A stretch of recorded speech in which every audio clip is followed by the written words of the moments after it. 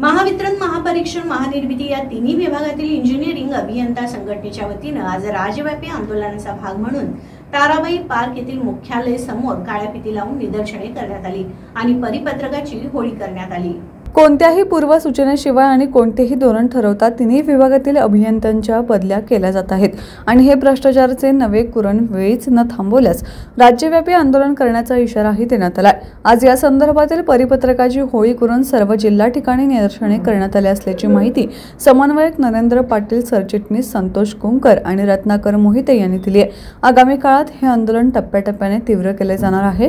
दिनांक 17 एप्रिल पासून सर्व प्रशासकीय बैठकावर बहिष्कार, 2021 एप्रिल पासून अतिरिक्त पदभार सोडणे तसेच सर्व सोशल मीडिया समन्वय आणि काम करण्याचे बंद करणे, 23 एप्रिल पासून वरिष्ठ अधिकाऱ्यांना आंदोलन आणि 25 एप्रिल पासून लेखणी आणि संगणक वापरणे बंद असे आंदोलनाचे टप्पे करण्यात आले असून या संदर्भात राज्याच्या मुख्यमंत्रीपासून प्रत्येक जिल्ह्यातील पालकमंत्र्यांपर्यंत सर्वांना मागणी निवेदन देण्यात आले आहेत।